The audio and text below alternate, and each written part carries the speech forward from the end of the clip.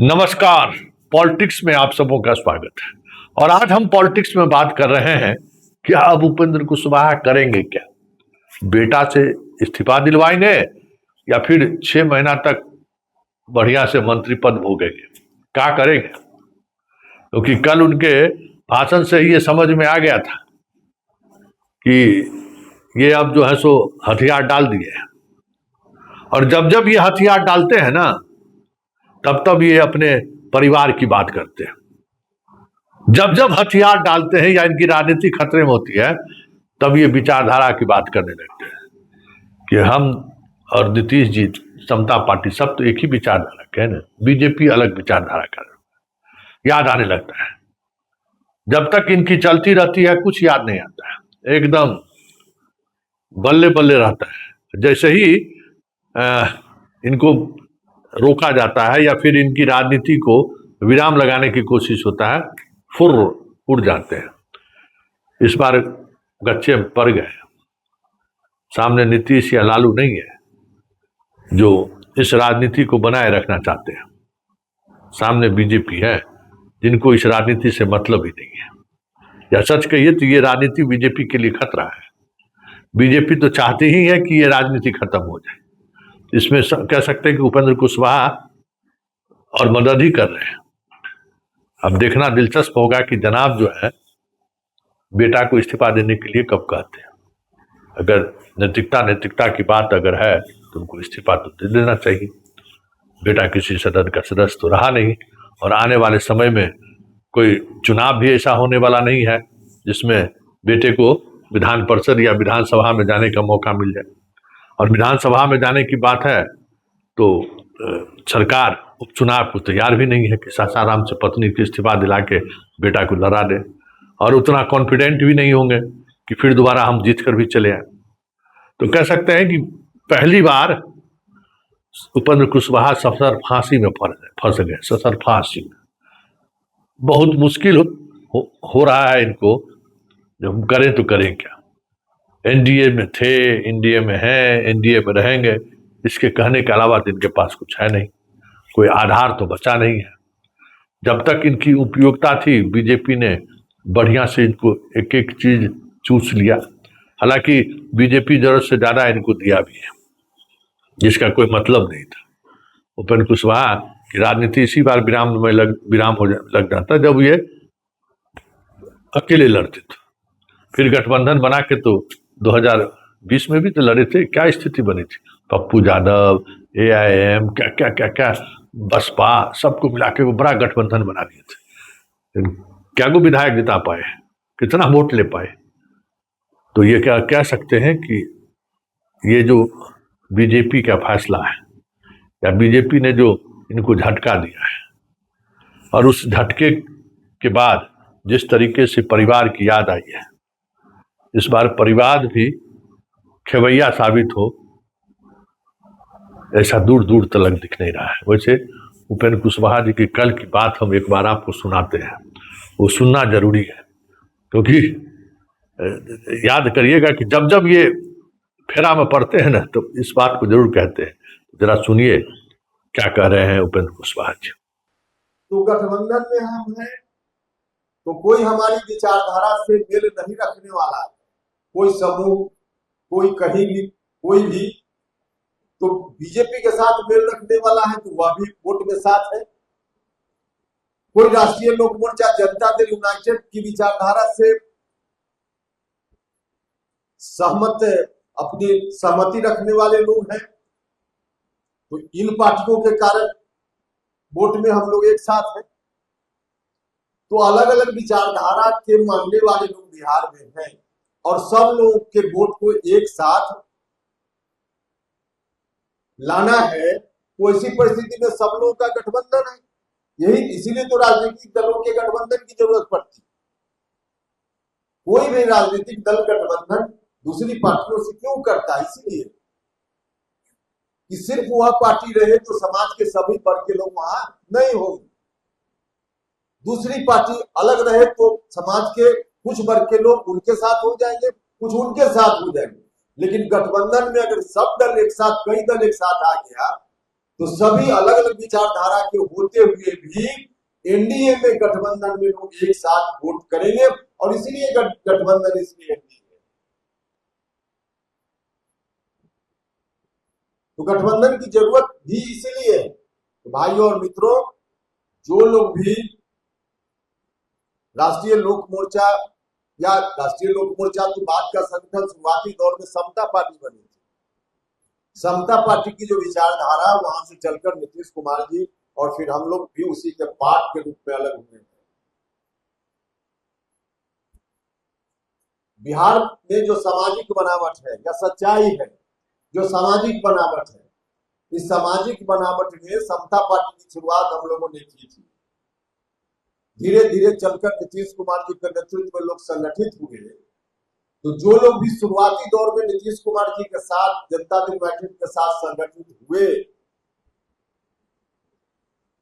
कोई विपरीत परिस्थिति भी कभी आ जाए तो उसमें 100% लोग भारतीय जनता पार्टी में नहीं जाएंगे और 100% लोग आरजेडी में भी नहीं जाएंगे।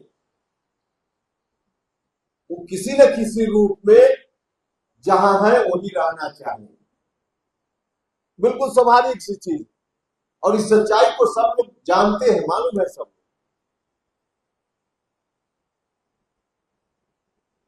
समता पार्टी बनाने के समय भी हम लोगों ने कितना संघर्ष किया। संघर्ष करने के पीछे कारण बस वही, अभी हो या पहले, कि उस विचारधारा के मानने वाले जो लोग बिहार में हैं, उनकी सुरक्षा का इंतजाम कैसे हो पाए, उनका राजनीतिक संरक्षण कैसे हो पाए, उनके साथ अगर कोई राजनीतिक सामाजिक संकट आ जाए तो उससे निपटने का काम कैसे किया जाए। तो समता पार्टी का निर्माण भी इसी कारण से हुआ। और आप लोगों ने देखा कई बार आउट ऑफ वे जाकर भी हम बोल देते थे। जनता दल यूनाइटेड के बारे में भी मेरे मन में दर्द रहा था, इसलिए कि उस पार्टी को भी, जैसे राष्ट्रीय लोक मोर्चा को खून पसीना से हम लोगों ने सींचा है, आप लोगों ने, सब लोगों ने मिलकर, तो समता पार्टी और फिर जनता दल यूनाइटेड को भी उसी रूप में सींचने का काम हम लोगों ने किया। तो उस पार्टी में कुछ अगर परेशानी दिखती है बाहर से तो थोड़ा दर्द रहता है हमारे में, और इसी का कारण है कि बाद में चलकर लोगों, जेडीयू के लोगों ने भी स्वीकार किया हमारी बात को। शुरुआत में समस्तीपुर की धरती से सबसे पहले हमने ही कहा था कि निशांत को पार्टी में लाना चाहिए। सबसे पहले जनता दल यूनाइटेड के नेता लोगों को हमने सजेस्ट किया। उस समय जनता दल यूनाइटेड के भी बड़े कुछ नेताओं को यह बात अटपटी लगी थी, लेकिन बाद में चलकर उसी को किया कि नहीं किया लोगों ने, क्योंकि जेडीयू के अस्तित्व के लिए वह जरूरी था। हमको फिर अटपटा लगा थोड़ा, पता नहीं है बात सुनकर लोग कैसा लगे। और निशांत को लोग लाए, थोड़ा और पहले लाना चाहिए था, कोई बात नहीं, लाए। और लाए तो शुरुआत में कहा कि मंत्री नहीं बनना है, क्या क्या पता नहीं। अब यह नहीं बनने का निर्णय हुआ तो नहीं था, निर्णय आपका था, उसी निर्णय पर चलते। लेकिन बनाने का निर्णय हुआ तो निशांत को मंत्री क्यों, निशांत को डिप्टी सीएम बनाने का काम करना चाहिए। हम जेडीयू के हित में यह बात बोल रहे, जनता दल यूनाइटेड के हित में यह बात बोल रहे, क्योंकि नीतीश कुमार जी का वास्तव में जो व्यक्तिगत रूप से उत्तराधिकारी वहां हो सकता है वह निशांत ही हो सकता है। तो डिप्टी सीएम बनाते तो स्वाभाविक रूप से वह उसमें बढ़ते जाते, लेकिन फिर मंत्री बना दिया। तो खैर यह जेडीयू का मामला है, हम सजेस्ट करते रहते हैं, क्योंकि इस विचारधारा को बचाने का दर्द मन में रहता है, पीड़ा मन में रहती है। इसलिए कहीं भी इस विचारधारा को कमजोर लगता है कि किसी कारण से यह विचारधारा शायद कमजोर पड़ेगी, तो हम अपने को रोक नहीं पाते, इसलिए जेडीयू के बारे में भी बोल देते हैं। सुन लिए, अब इनको निशांत याद आने लगा कि अपना ही परिवार का है, अपना ही कुल है। समता पार्टी याद आनी शुरू हो गई है। एक बार गए थे, हाल में भी तो गए थे, क्यों ये नीतीश को छोड़कर बाहर निकल गए। आज ये नीतीश के साथ रहते तो नीतीश की राजनीति भी रहती और ये भी मजबूत रहते।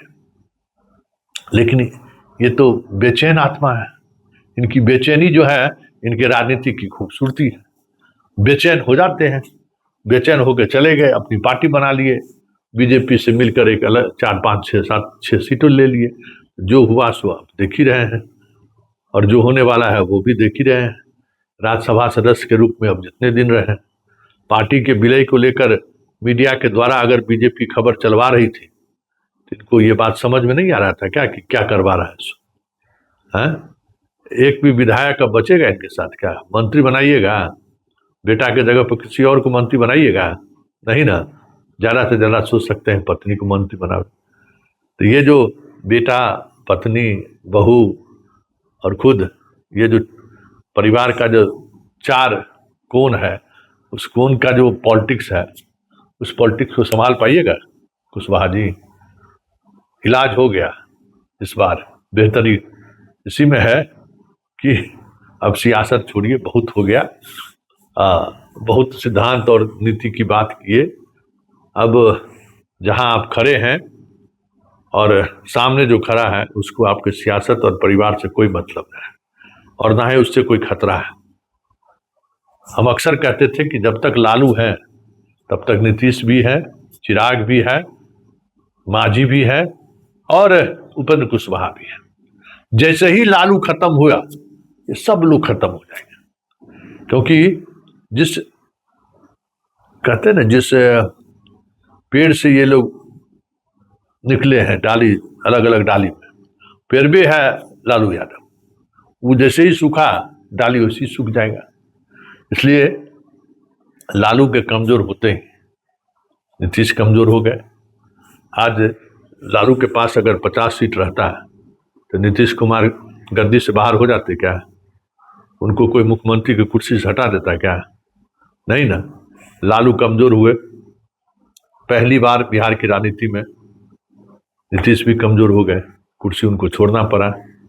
उनकी पार्टी से उनकी पकड़ कमजोर होती जा रही है। जीतन राम मांझी बयान देते रहिए, कुछ मिलने को अब नहीं है। उपेंद्र कुशवाहा की विदाई का रास्ता दिखाई दिया गया है, वो रास्ता बना ही दिया गया है कि जाइए जो राजनीति करनी है। चिराग हनुमान है ही, और चिराग के सियासत को भी बीजेपी एक खास तरीके के फ्रेमवर्क में लाके उसको चिपका दिया है कि बेटा इससे बाहर बाएं दाएं नहीं कर सकते हैं। तो जिस परिवार की बात उपेंद्र कुशवाहा जी आप कर रहे हैं, उस परिवार का जब वट वृक्ष ही सूख रहा है, सूखने के कगार पर है, आप लोग तो डंटल है ना जी। आरजेडी 30% है, नीतीश बाबू 14% है, आप 1-2% पर है, तो आप लोग तो डंटल है ना। तो जब पेरवे नहीं रहेगा तो आप लोग कहाँ रहिएगा? तो 2025 का जो मैंडेट है ना, वो मैंडेट है आप लोगों के बाहर के रास्ता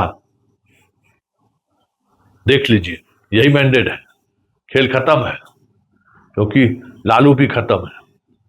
लालू की वापसी हो गई, इसकी उम्मीद भी कम लग रही है। 29 तक में क्या होगा कहना मुश्किल है, लेकिन इस बीच आपका रास्ता भी खत्म है, ये साफ दिख रहा है। नीतीश भी गए, आप भी जाइएगा, मांझी जी भी जाएंगे, चिराग भी जाएंगे, तो फिर बीजेपी और आमने सामने कौन होगा आप सोच लीजिए। यही तो पॉलिटिक्स है, और यही तो बात इसी बिहार की धरती पर मुजफ्फरपुर पर जेपी नड्डा कह के गए थे कि क्षत्रिय दल जो है ना बहुत नुकसान पहुंचा रहा है राष्ट्र को। अब देखिए कि क्षत्रिय दल को किस तरीके से सेटल कर रही है बीजेपी।